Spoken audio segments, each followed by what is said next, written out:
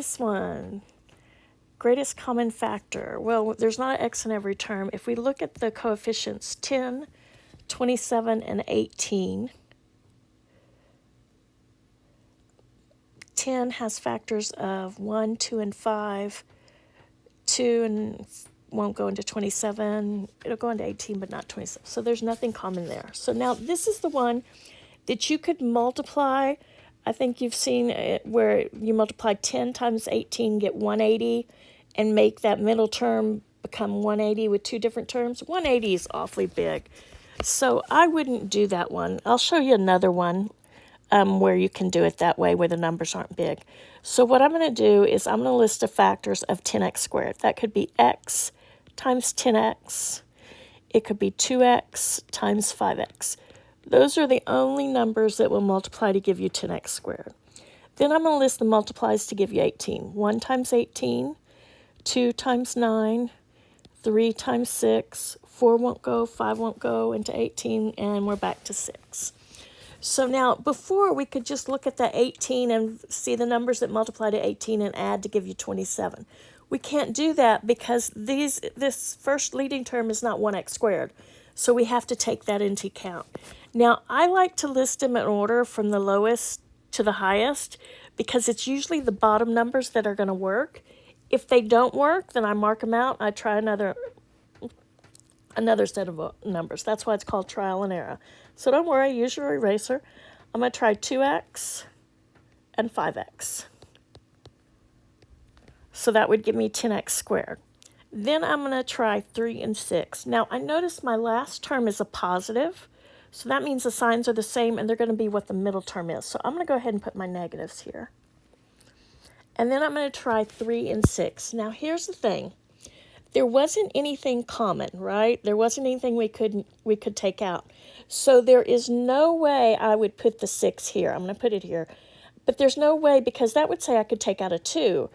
And I know there's nothing common. I shouldn't be able to take out a 2. So there's no way I'd put the 6 in that set of parentheses with the 2.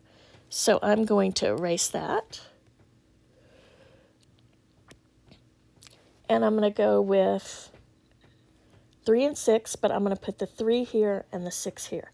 Now, I didn't do any math, so I need to check it. And what I want to check first is the inside and the outside. Think of it as a smiley face. Inside here gives me a negative 15x. Outside here gives me a negative 12x. I should combine those and get that middle term of negative 27x is what I want. And it just so happens to work.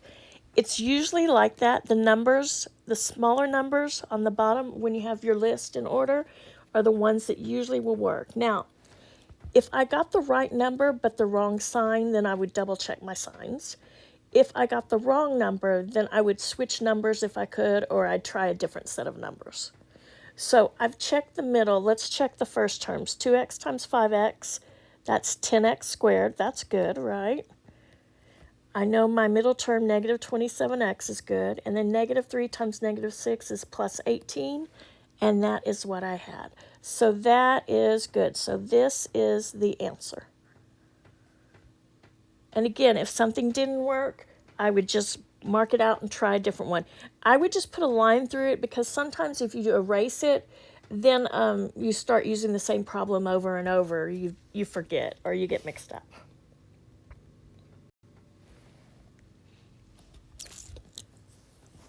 All right, this one is actually a perfect square trinomial. There's 3 terms. First, take out a greatest common factor where there isn't one because there's x's in 2 terms, but not in all 3. There's y's in 2 terms, but not in all 3. 9, 12, and 4, factors of 4 are 2 and 4, and they won't go into all of those numbers. So there's no greatest common factor we can take out. Now, talking about order. This is in order because we have a x squared on this end, a y squared on this end, and 1 from each of them in the middle. So that is in order. So that's a good order. Now, we could do this trial and error, and that's what I'm going to do first, and then I'll go over here and do the perfect square trinomial way. But I'm going to do trial and error first. So factors of 9x squared, that would be x times 9x 2 won't go. 3x times 3x. Factors of 4y squared, that would be y times 4y, and 2y times 2y. That would only thing that multiplies to give 4y squared. Again, I start with the numbers on the bottom. So that's 3x in the first spots. 3x times 3x is 9x squared. Notice I have all pluses in my problem, so all pluses in my answer. I'm going to try 2y and 2y, because 2y times 2y gives me 4y squared. Now, I haven't done any math to check it, so let's check it. I want to check the inside and the outside. So inside is 6xy. So notice by putting with the first terms just the x and with the last terms just the y, it gives us the correct middle term of xy. And then the outside, that would be 6xy. And if we combine those, we get 12xy. So that's the correct middle term. So 3x times 3x, that's 9x squared. That's good. This gave us a 12xy, that's good. 2y times 2y is plus 4y squared. So that works. So it checks. So that is our answer. Now, sometimes they'll tell you to write your answer. You'll notice those are the same, 3x plus 2y, 3x plus 2y. Sometimes they'll tell you to write it with an exponent, and in that case, you would do 3x plus 2y quantity squared. If for some reason you write it out long ways like this, they count it wrong, then look to see if they're asking for it with an exponent. Now, over here is the shortcut. If you recognize that it's a perfect square trinomial, then you can do the shortcut way. And to recognize it as a perfect square trinomial, you can always do it the long way. Trial and error, that always works. But if you recognize that the first term and last terms are perfect squares, then this might be a perfect square trinomial. So we take the square root of the first term, 3x squared, that's 3x. This last term has to be a plus, so this here will be whatever the middle term is, a plus. So this last term has to be a plus, but this middle term could be a minus. In that case, we'd bring down a minus. The square root of 4y squared is 2y. Now, that gives us the last term and the first term. If we were to multiply 3x times 2y, and then times a 2, double it, because notice down here we had 2 of them, that would give us 6xy times 2, which is 12xy, and that checks. So this is our answer. Now, you've got a lot to remember. If you don't remember that shortcut, not a big deal. Always do it the long way. And in fact, when I see something this small with these numbers, I don't even think of the shortcut. Now, if it were 121x squared, and I know that's a perfect square, then I would think about it. But when it's small numbers, I just do it trial and error.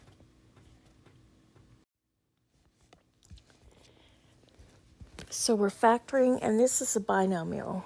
First, we want to take out any greatest common factors, and this one happens to have coefficients that have a common factor. Now, you can't take out an x squared, an x, or a y because there's not an x in both terms, there's not a y in both terms. But you do see that they're both even numbers, so I'm just going to start by taking out a 2. If I divide a 2 out of both of these, that will leave me 25x squared minus 36y squared. Now, I double checked 25 and 36, they have no factors in common. 25 is 1, 5, 25, and those don't divide into 36y squared. So that is good. Greatest common factor. It's in order. For these binomials, it's in order with the minus in the middle. It doesn't matter if this were just a 25 minus 36y squared. You would want to leave it like that because you want the minus in the middle. It's 2 terms, and these are perfect squares. So this shortcut you have to know. So this is a shortcut you must know. Like the other one, the perfect square trinomial, you didn't have to know. You could factor it the other way. This one you have to know.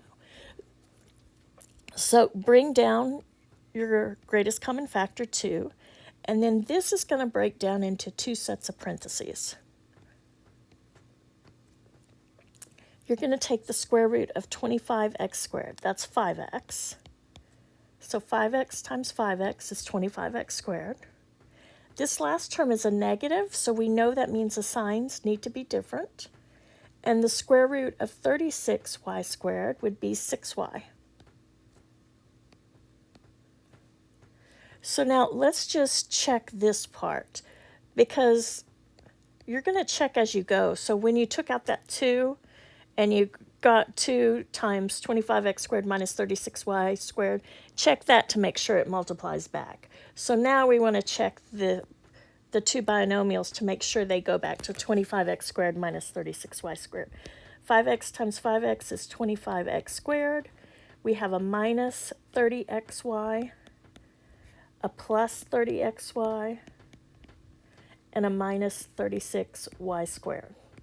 So these cancel each other out, which is good. And so we're left with 25x squared minus 36y. So that works. Now, all of this, including that greatest common factor of 2, is in your answer.